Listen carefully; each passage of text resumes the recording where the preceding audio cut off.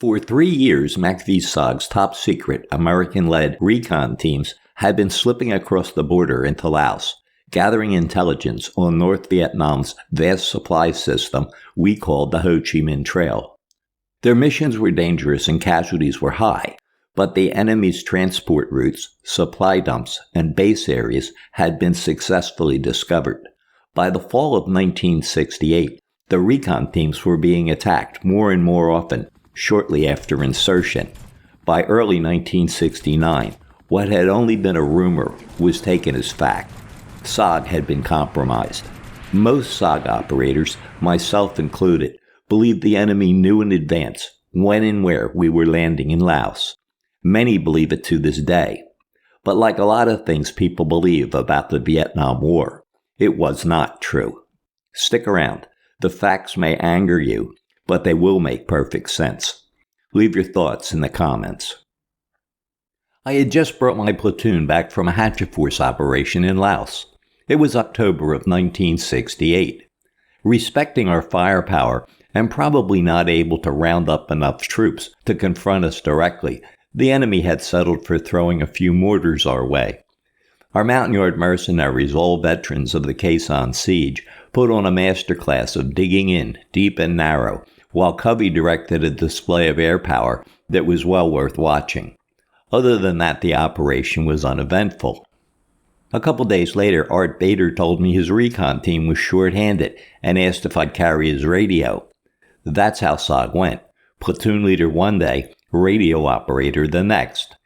So the next morning we loaded up on a slick and headed out to someplace in Laos. Sitting in the door, I watched a couple of Cobra escorts buzz the LZ, and we were cleared for insertion. On our approach, we took fire, and our chopper pulled out. The Cobras went to work, and our mission was aborted. Back at My Loc, we all just assumed our target had been compromised. Spies. In Vietnam, spies, real or imagined, were everywhere. Nobody trusted the Vietnamese. Hell, the Marines didn't even trust us because we worked with mountain tribesmen, who in fact hated the Vietnamese, north or south. MACV-SOG was the most classified unit in Vietnam and an obvious target for enemy espionage. Everything we did, down to what we ate for lunch, had a top-secret stamp on it. When we ran missions into Laos, we went sterile, meaning no ID, dog tags, or insignia. That gave the military what they called plausible deniability. So if we were captured, the Army would just say, "He's not one of ours." Of course, the North Vietnamese knew exactly who we were and what we were doing. So why all the secrecy? The United States had made a big deal out of the neutrality of Laos, calling it the key to peace in Southeast Asia. The idea that Congress, or worse yet the press, would find out that a few dozen Americans with guns were on the ground in Laos terrified the Johnson administration. The fact that the North Vietnamese had tens of thousands of troops staged in the panhandle of Laos didn't seem to be an issue. But God forbid a few Americans would violate the sacred neutrality agreement. In 1966, SOG's reconnaissance missions lasted an average of 6 days. Teams were inserted into uncharted territory. Finding nothing was not unusual. But by 1969, time on the ground was down to less than 48 hours, with almost every team fighting for survival. So what changed? Obviously, as the enemy became aware of SOG, they took steps to counter their operations, but nobody was that good. Every SOG operator believed that the NBA knew in advance when and where they were going to be inserted. And it wasn't just paranoia. There were plenty of opportunities for compromise in SOG's command structure. At their headquarters in Saigon, there were Vietnamese civilian employees and intelligence officers working in classified areas. The rumor that the guy who burned the classified trash was a spy could never be quelled. Each month, target lists for the FOBs were prepared and sent to the embassy in Vientiane, Laos, for approval by the ambassador, William Sullivan, who had the final say on all operations in Laos. The embassy was known to leak like a sieve. The fact that the ambassador was opposed to the cross-border operations and prone to micromanagement was hardly a confidence builder. Once approved, the target lists were returned to Saigon and distributed to the FOBs. The tactical operations centers at the FOBs were generally very secure, but in 1968, the commander of FOB 1 had a Vietnamese girlfriend. She accompanied him everywhere, sharply dressed in an aldi and conical hat. Everyone joked she was a spy. A Defense Department culture more bent on keeping secrets from the American people than from the North Vietnamese Army presented opportunities to the enemy. After the war, we found out that the North had highly placed agents in the South Vietnamese government, MACV, and even in the press corps. So it's highly likely that SOG was not immune. Everyone just assumes that if the enemy had prior knowledge of SOG's missions, he could simply move troops around to confront the recon teams during or shortly after insertion. But in fact, it's quite a bit more complicated than that. To understand why, we have to take a closer look at SOG's cross-border operations. The Air Force was bombing the hell out of Laos. In order to make sure teams operating there didn't get hit, a grid of target boxes was established. Target boxes were 6 kilometers by 6 kilometers. That's 14 square miles. They were designated by a letter and a number. It was a good system. The Air Force would simply be told, "Do not bomb target Alpha 4 until further notice." Having a standardized grid of targets also facilitated the creation of mission lists. Rather than having to designate new targets each month, a list of targets could easily be generated from the grid. Of course, the simpler a system is, the more susceptible it is to the enemy's intelligence collection efforts. Each month, Saigon would send the FOBs the approved target list. Which of those targets were run was determined by 3 things. Number 1 was the weather. Nobody was going anywhere if the target area was rainy or foggy.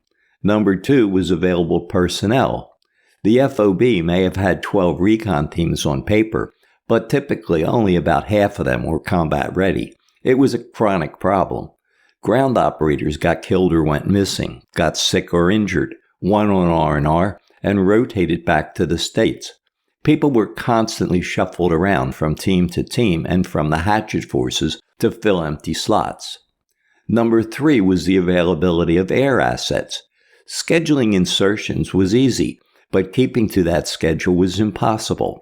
Emergency extractions were, of course, a priority. The number of attack aircraft used to suppress the enemy was flexible, but the number of troop carriers needed to get the teams on or off the ground, and forward air controllers to run the show, were fixed. Missions were constantly delayed or scrubbed altogether because helicopters were unavailable or diverted to rescue another team. The bottom line is that nobody knew when or even if a target was going to be run until it actually happened. In reality, the FOBs seldom ran more than half the targets on their list in a given month. When a recon team got an alert for a mission, the 1-0, that's the team leader, often elected to make an aerial recon of the target area. So he climbed into covey with a forward air controller and his little map of the target area. If he had done it before, he may even have a compass so he could hold the map in the right direction. If he had done it a lot, he would just leave the map in his pocket. There was no GPS system back then, and identifying points on a map while flying over the terrain is a difficult task that took a lot more practice than most 1-0s had. After a while, the pilot would say they were approaching the target. He couldn't loiter for fear of alerting the enemy or getting shot down. He'd make a pass over the target area, then fly a big loop and make another pass. He'd say to the 1-0, "How about we put you in on that little clearing on the side of the hill?" And the 1-0, who may or may not have seen the little clearing, but definitely not wanting to risk making a third pass, would usually reply, "Looks okay." When they returned to base, the pilot would identify the LZ on the map and write down the coordinates. A couple of days later, or more if there were delays, the helicopter crews would be briefed, and usually within an hour and a half, the team would be inserted on a little clearing on the side of a hill, somewhere in Laos. While waiting for the noise of the helicopter to clear from his ears, the 1-0 asked the Covey rider for a fix. He decoded the coordinates and found them on his map. He was in a little clearing on the side of a hill all right. Problem was, it was the wrong hill. But at least as he began to move downhill, the map agreed, so the Covey rider might have his actual location correct. Team leaders complaining they were inserted in the wrong place during their after-action debriefing was so common it should have been printed on the form. Ironically, the fact that no one knew when or where a team was going to be inserted until it actually happened provided SOG's ground operators with their highest level of operational security. The Vietnamese call the Ho Chi Minh Trail the Truong Son Trail, after the mountain range that forms the border between Laos and Vietnam. There have been extensive articles and unit histories published after the war that detail their trail engagements and security. Up until late 1967, the NVA's tactical response to SOG infiltration was controlled by local commanders. Some actively pursued the recon teams, but most elected to increase their perimeter security, in effect drawing a line they would not allow the teams to cross.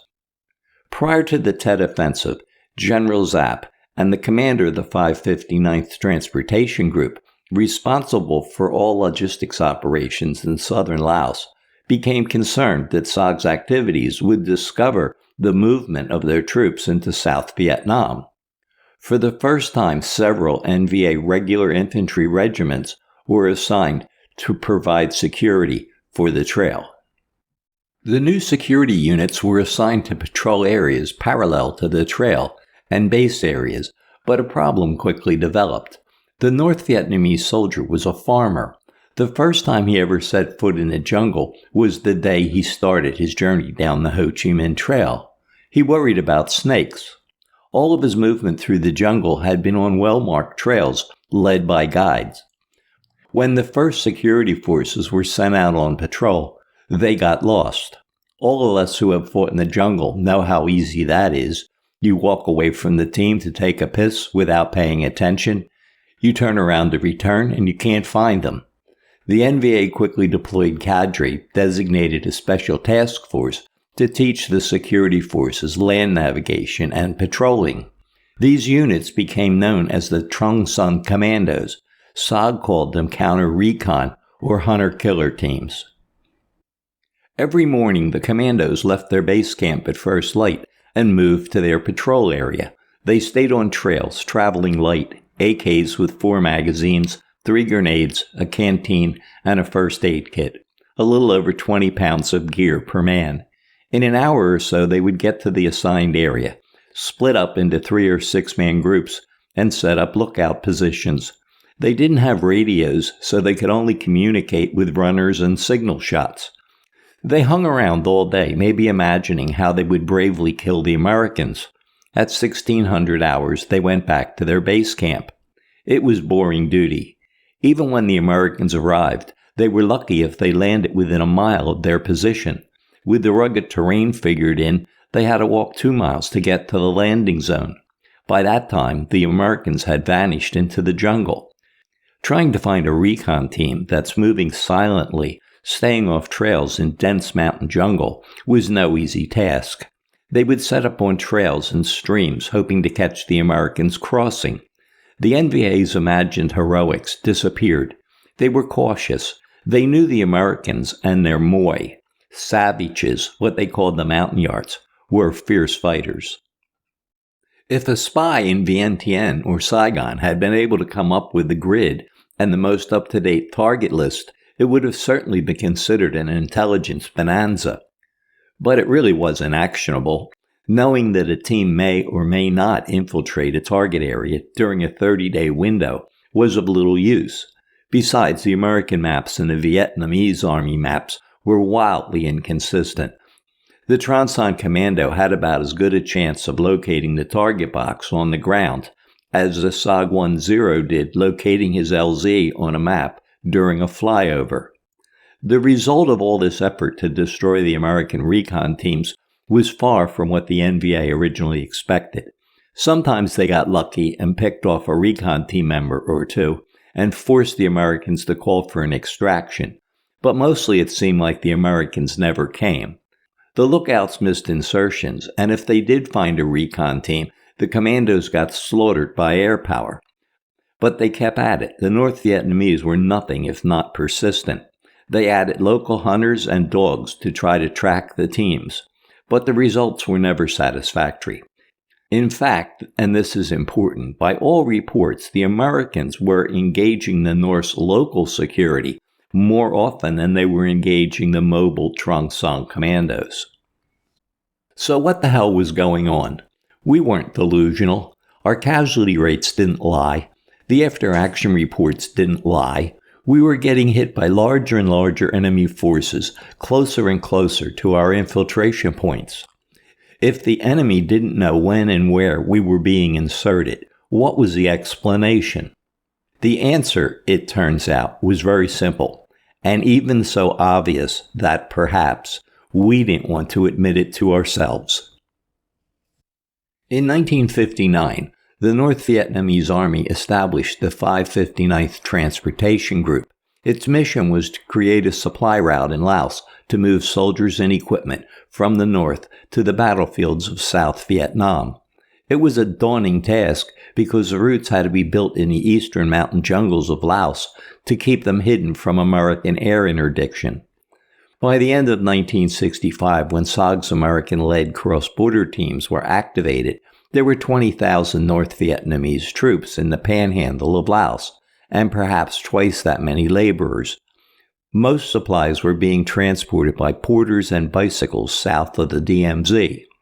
1966 was SOG's most productive year. Teams were being inserted undetected, and they were able to gather large amounts of intelligence. The NVA's strength had grown to 35,000. High-speed trails had been improved to roads, and observing truck traffic became more common.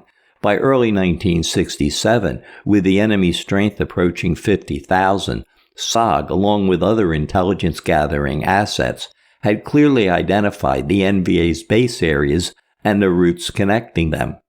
In January of 1968, the NVA were able to infiltrate 3 regiments into the Way area to support the Viet Cong during the Tet Offensive.